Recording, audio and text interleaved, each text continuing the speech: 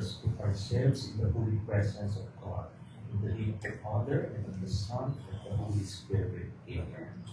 Heavenly Father, we thank you for bringing us together for this meeting of the Natura Consortium with the special presence of our beloved Mayor of the City of Manila, Mayor Isko Moreno, together with all other local government officials. As we meet, grant us wisdom, integrity, unity, and solutions to matters that we are about to discuss and that affect the life of our students, our teachers, and our families here in the City of Manila. We thank you for your guidance and blessings, and throughout this meeting, we will always be pleasing in your sight. We humbly ask this in the name of Jesus our Lord. Amen. Father, Son, and Holy Spirit. Amen. Good morning. Good morning po. Good morning, Mayor. And to all the guests we have and the presidents of the Mindoro Consortium. Hello mga kapulit at welcome to all Central Scholar University and to the Mindoro Consortium. Today, magkakaroon po tayo ng konting talakayan with the Mayor. And so, to start immediately, may I introduce the guests for our meeting. So let me start with the Mindoro Consortium first. So we have the chair of the Mindoro Consortium and the president of the Central Scholar University, Attorney Danilo Concepcion. And then from San Pedro University, we have Father Aloysius Maranan. From St. Jude Catholic School, the president is Father Bernardo Valera, but he is now in Legazpi, so he is represented by Father Ricardo Miranda. Also, from La Consolacion College, Manila, we have Sister Emilia La Cuarta, but he represented by Dr. Ronald Pastrana. And then we also have the four liaison officers right now. We have Dr. Roda Aguilar from CBU, Ms. Presi Katikba from La Consolacion, Ms. Rosel Quito from St. Jude Catholic School, Mr. Gerard Santos from San Pedro University, and I am Dr. Jean Salonga, the Executive Director of the Mindoro Consortium, and I am from Central Scholar University. So with us today, of course, we have the Mayor.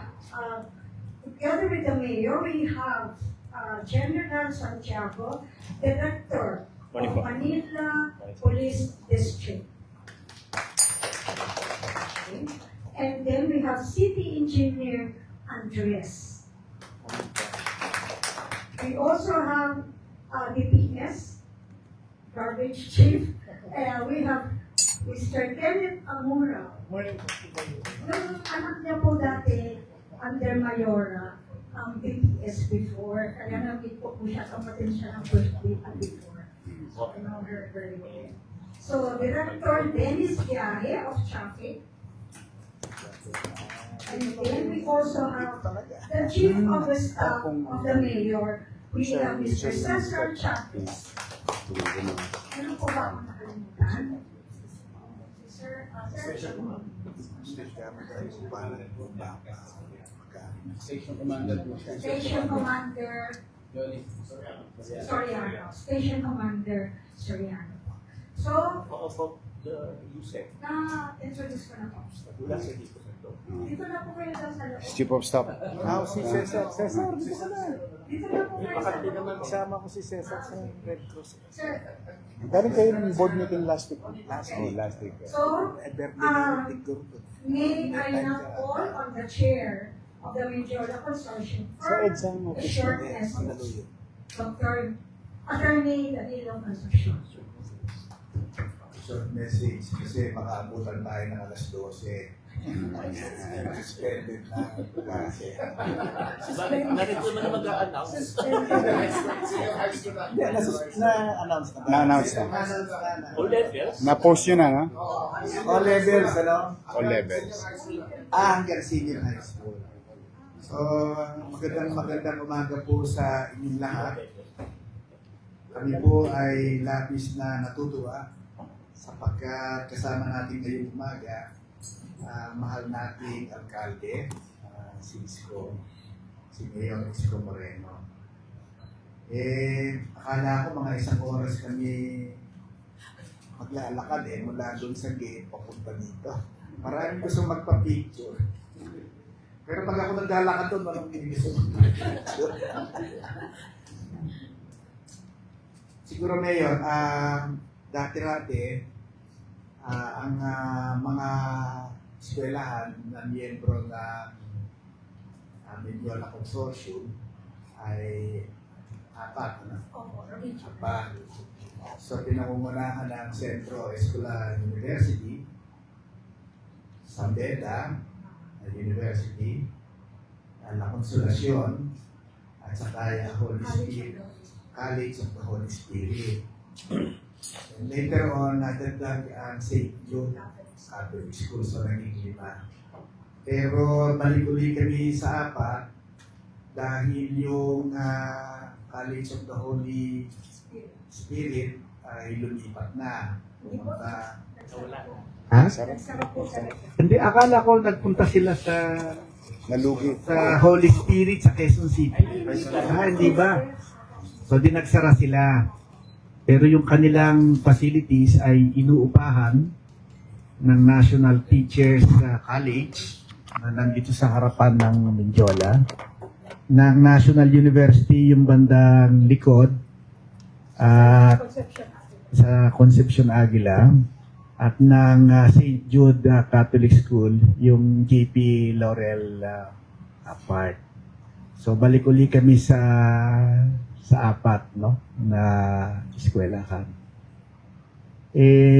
Nabalitaan ko na nung mga nakaraang mga panahon na mayor ka ay umaattend ka daw ng ilan sa mga pagpupulong ng consortium.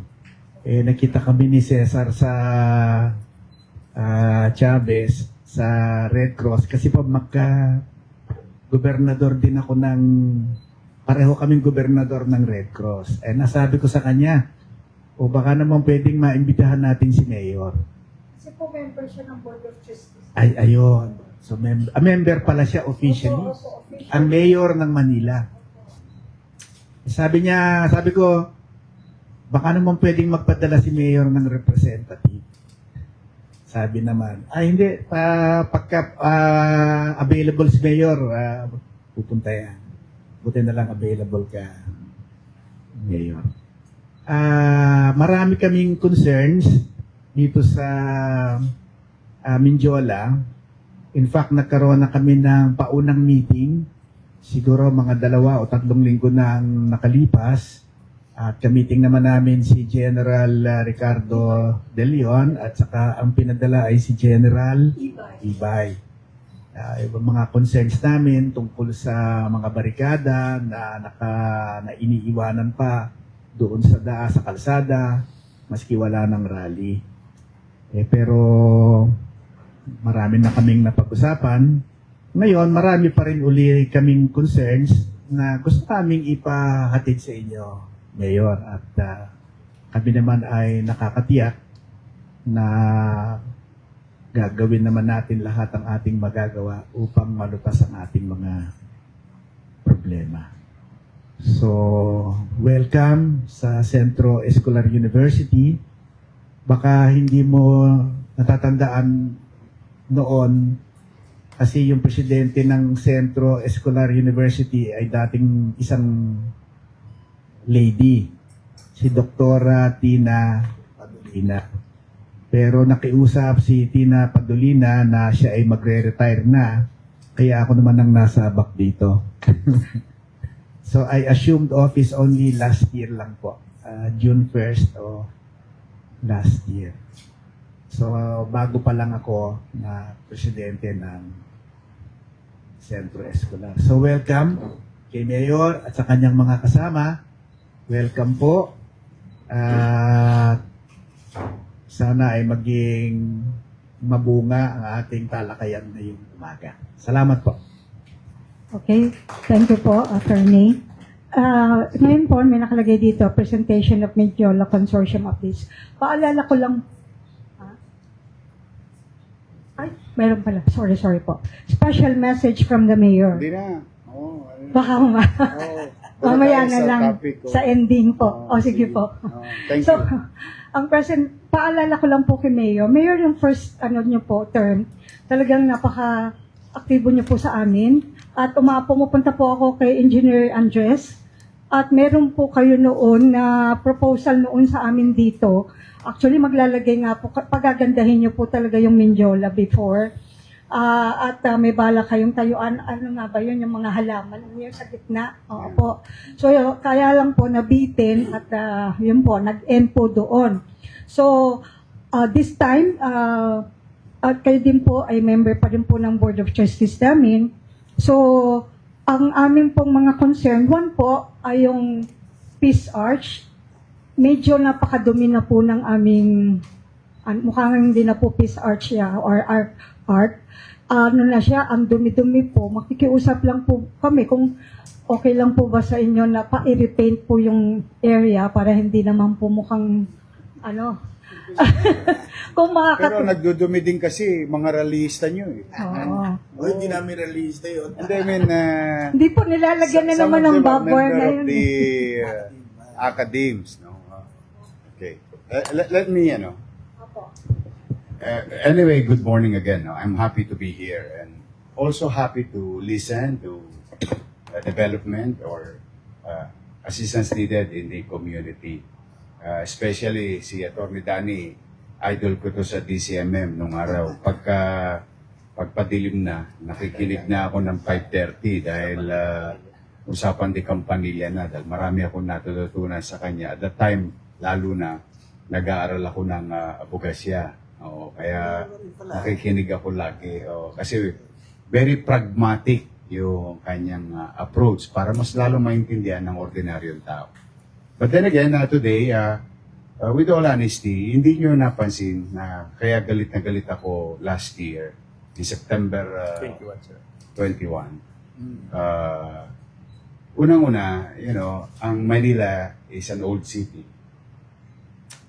While it is old, we value it differently because being old is also an asset because it has a lot of story to tell. And every corner of the city has its own history. And a lot of people, o Manileño, and non-Manilans, Filipino for that matter, has so many stories to tell. And the least thing that we can do with this old city is to make it maliwalas at panatag ang pamumuhay. Pintura kami ng pintura ng mga pandal nila.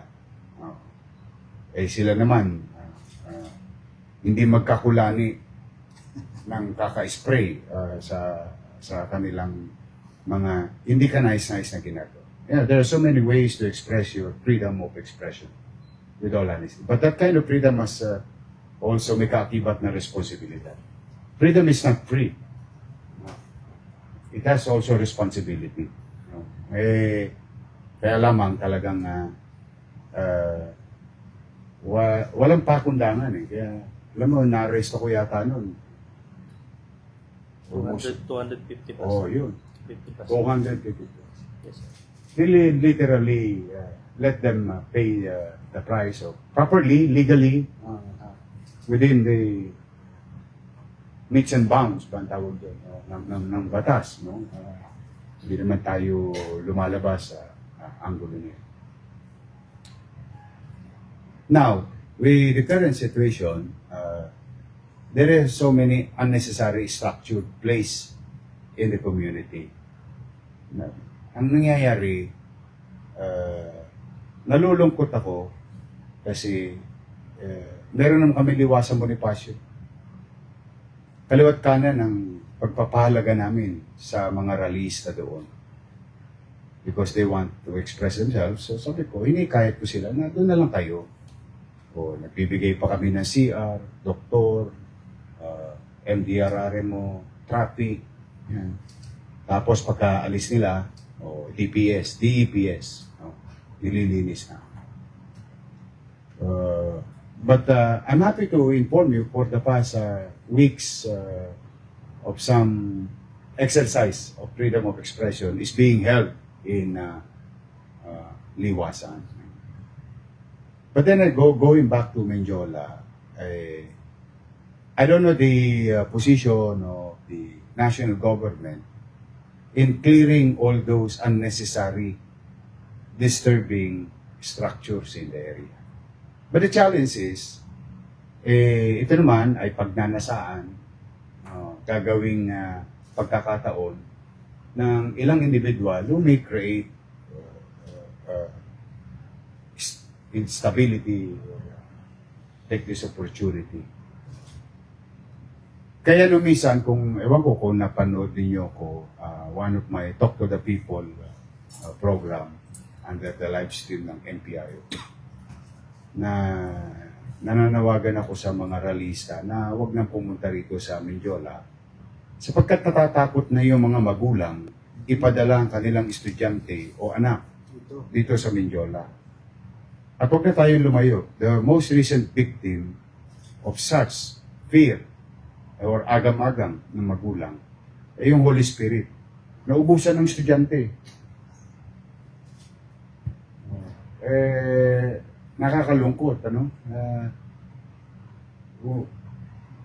Alin ba ang mahalaga sa atin? Ipagpatuloy natin, ang tingin ko, no, ang solusyon, ipagpatuloy natin na express natin yung freedom of expression sa tamang lugar ng maayos at payapa. At the same manner, mahalaga rin ang edukasyon ng kabataan. Di ko makita yun sa ilang mga grupo ng rallyista. Because they have maybe some objectives different from regular individuals who also maaaring galit, inis sa sitwasyon. Pero they continue to believe that things will be better and trying to make a living. Pasok sa umaga, trabaho, uwi, and so on and so on. Kaya kita ninyo, nababoy na. Parang war zone na tong area ninyo. And I called your attention in that live streaming. I think it's high time for you as a consortium to appeal. It should not be done only by the local government. I think you need to be heard also. What is your stake? What is your ano ba ang pakiramdam ninyo? Ano ba ang sa tingin ninyo na pwede ninyong ipanawagan din as member of the community, not government? Kasi kung sino man ang nanay na nakakakita ng ganong sitwasyon, na stoplight, papasagin mo, pader na may pader, tindahan na may tindahan, pintuan na may pintuan, dudumihan, papasagin, susunugin. No parents in a sound mind from the provinces who loves your school, who loves your institution, maybe some of them are graduates or anong tawag natin, alumni, na pwedeng ipadala ang kanilang anak dito, will not. So ako, I think, yes, we can do these things, fix things, but it's going to be, again, be ruined by this some, not all, but some individuals or group of people. I think it's high time for you to appeal also to those people. Kailangan nyo na magkaisa at ipanawagan na layuan while you respect. I for one, I don't know if you agree with me, we respect the exercise of freedom of expression as guaranteed by the Constitution. But there is a limit to it. Wala namang masama, basta hindi ka nakakaapak ng paa na may paa. Nagagawa mo yung gusto mo bilang malayang mamamayan, pero may kakibat na responsibilidad yun. Hindi naman po pwedeng nasisira na ito kumpleto. In fact, totoo yung sinabi ninyo, isa sa mga pangunahin kong ayusin talaga ay yung gitna ng Menjola. from Holy Spirit all the way to the road, no? Itong recto. Kaya lang, as we speak, how can we do that? You need to ask national government and most specifically DILG to alisin na yung mga structures. We can do that on our own. But there may be a reason for them para mag-continue itong mga eyesore na. Sabi ko. Parang may gera lagi rito sa Mindole. Parang may dada na tangke na. Sabi nga nila, para ko namang prison na yan. Oo nga. Ang sama talaga. Daming Ang dami. Pero kasi nga, you have to understand that you're like 500 meters away from the seat of power. We cannot just allow a few yung kakaunting mangingibabaw sa boses ng nakararami na naghalal ng mga leader. Sometimes we agree and disagree with leaders, but at the end of the day, we must continue to recognize democracy, and democracy speaks of 50% plus one. When we practice that, electing our, at the very least number, there is also some obligations on my part and the part of the police to protect that constitutional rights of many or great majority. They elected somebody, we recognize that. Ganun yung konsepto ko. Pag napalis yan, lilinisin ko to. Tanggalin ko lahat ng libag dito and so on and so forth. Then we implement yung aming future plan for the entire walkable Menjola. Kasi bala ko talaga dito, magano kayo yung PEDA, CEU, para kayo isang school na may common area na, plaza na. Merong ano yan, may kasama yun sa radar namin. But this will not move, not a single inch, in the presence of such chaotic situation and some attitude. I have no quarrel with them. It's just that I'm not happy on how they conduct their freedom of expression. Tingnan ninyo, marapit na pong bumagsak yung pader ng plant box sa bigat. Kakapintura ko, isprayan nila, pipinturahan ko, isprayan nila. Makapal na ho yung pintura. You know, is that productive? Wala yun. Sa totoo lang. Ngayon, your silence means yes. That you agree to these shenanigans or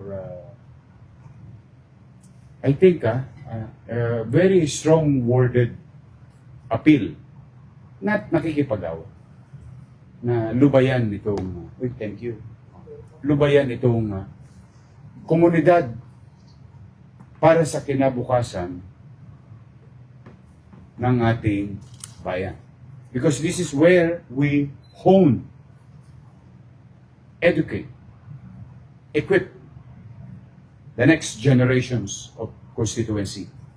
Or maybe leaders and doctors and nurses, lawyers, and so on and so. Dito sentro talaga to. Hanggang doon sa recto, Espanya. You know. Malaki to, malaki. Center of Education. Kaya kung lilinisin ko yan, mamaya lang, baka malinis na yan. I can. But the thing is, those structures that are not necessary there, and it create an atmosphere of tama ka. May kulungan pa rin.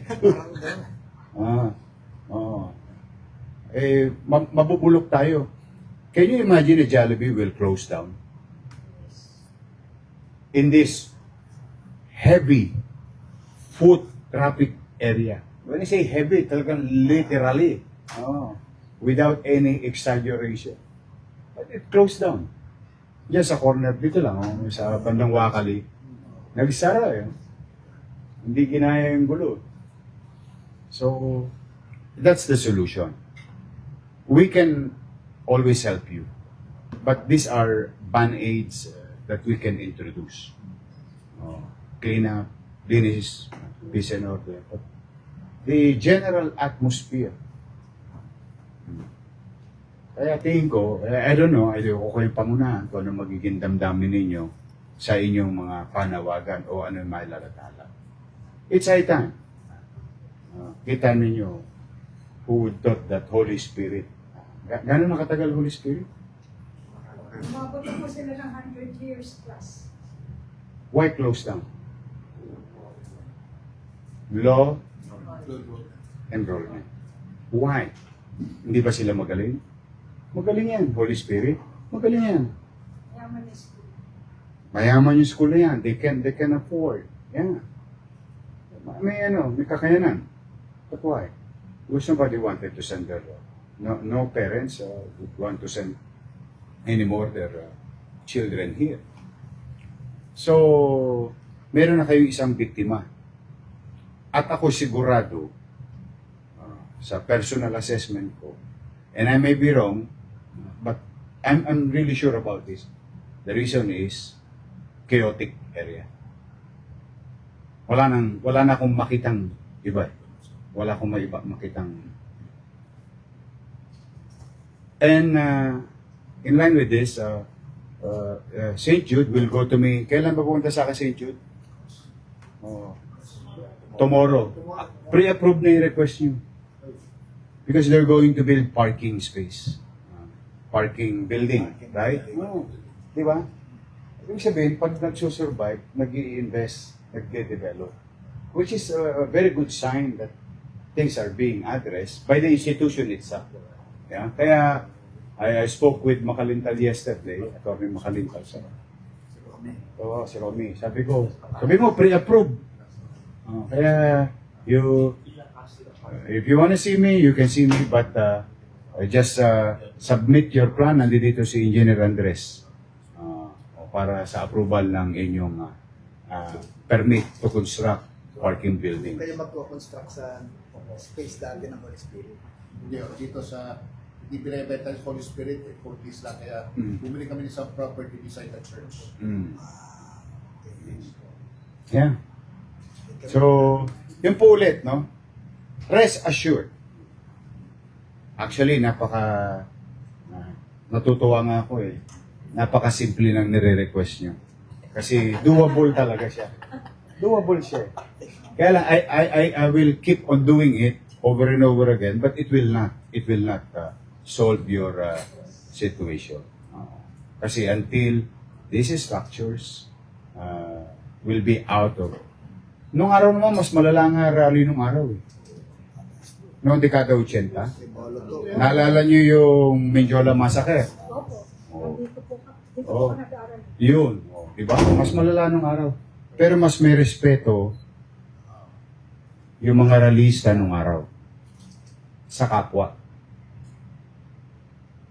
Mas may dibdib when I say willing silang sumalo ng bala in that chaotic history. Di ba? Dami namatay dito nung araw. And I was very young then. And everybody was shocked. Pero, mapapansin ninyo, hindi sila nang bababoy ng mga establishmento. At mas matindi ang panawagan nila nung araw. Palupa. Duriin mo. Magaganda yung mga nila nung araw eh.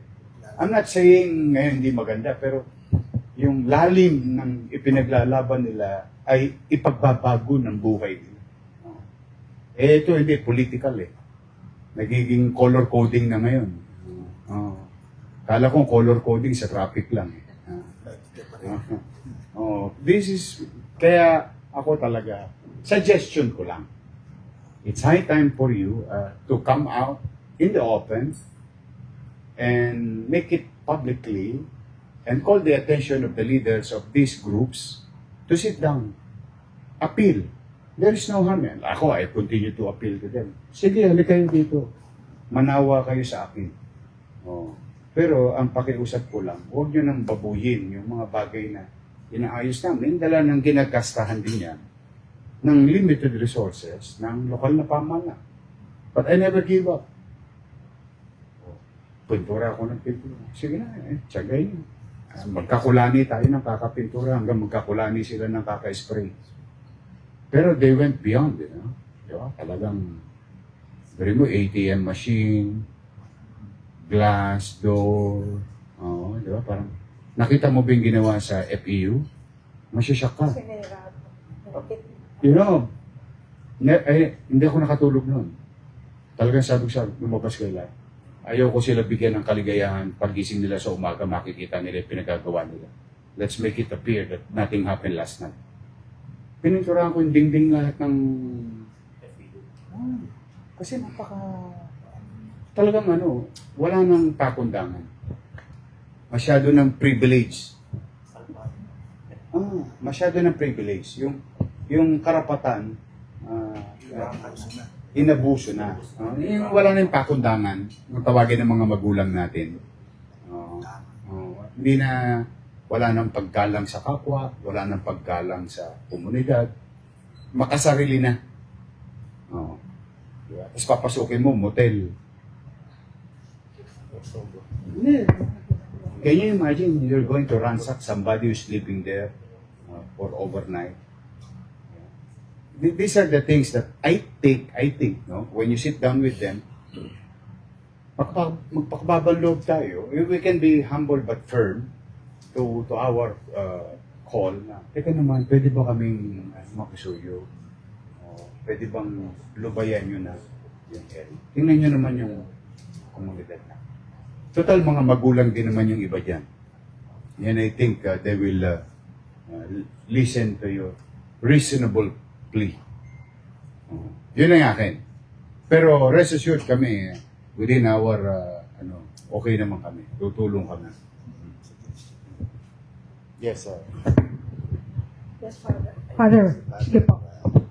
Una sa lahat, bigyan natin ng malakas na pasasalamat ang ating mahal na alkalde.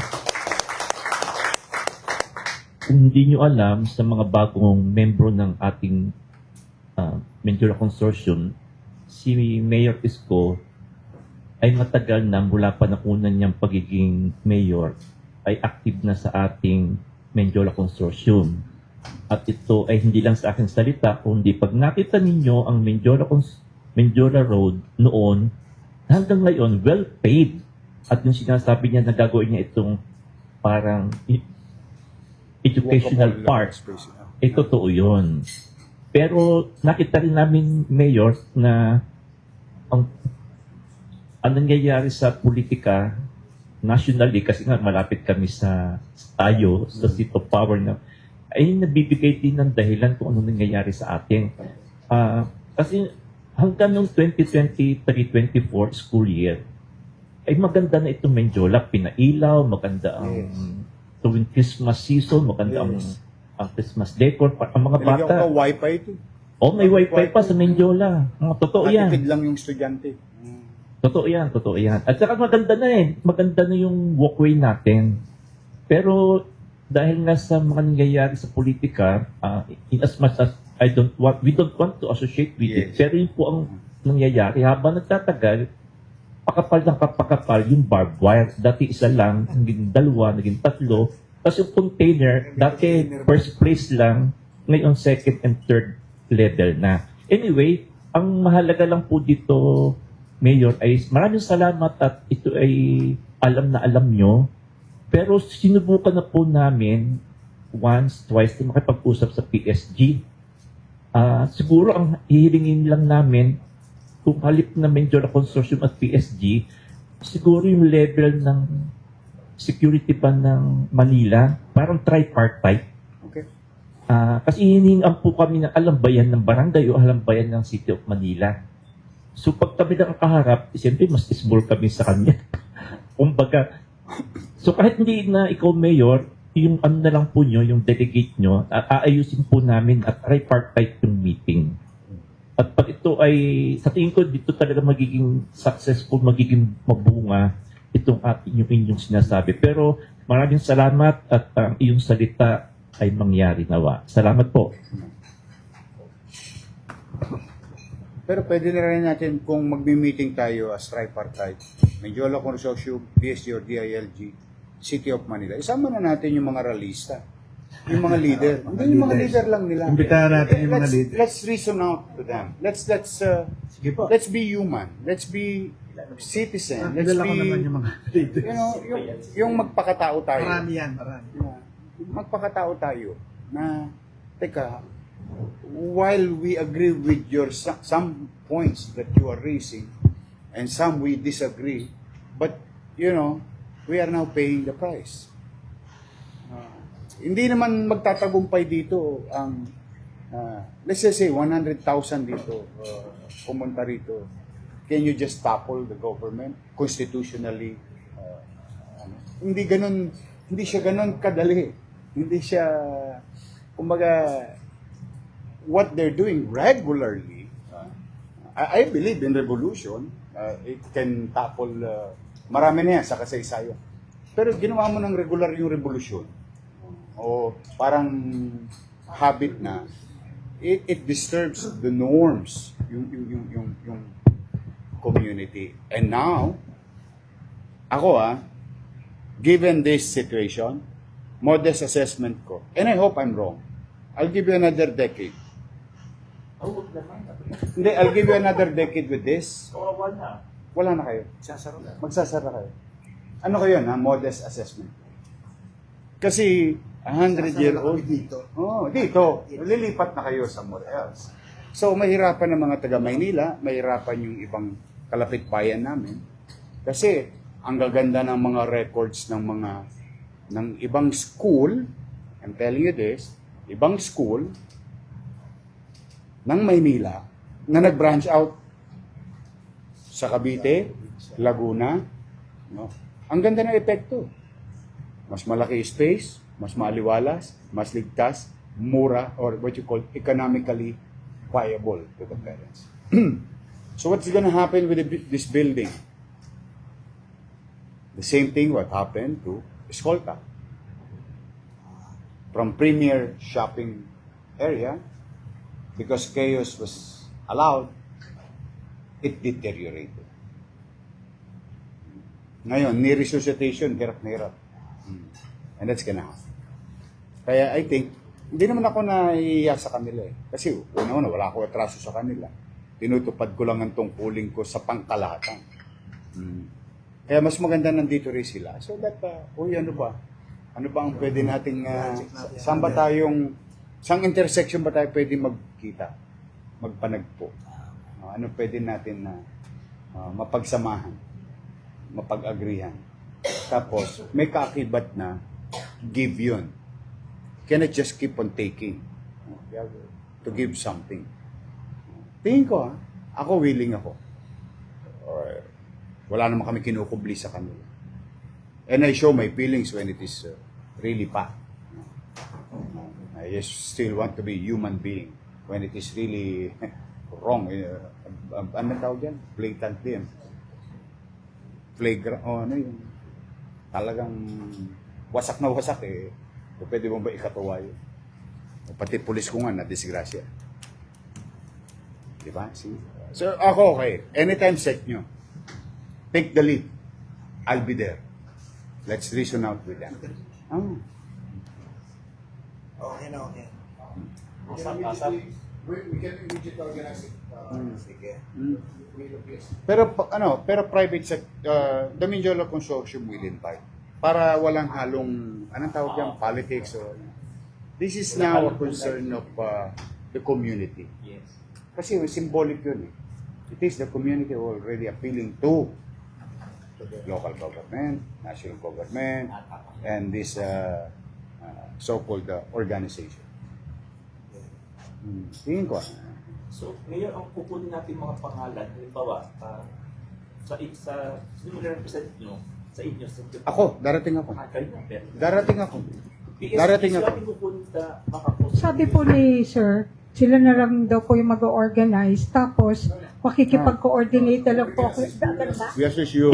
Ah, You're the ones going to write a letter. okay.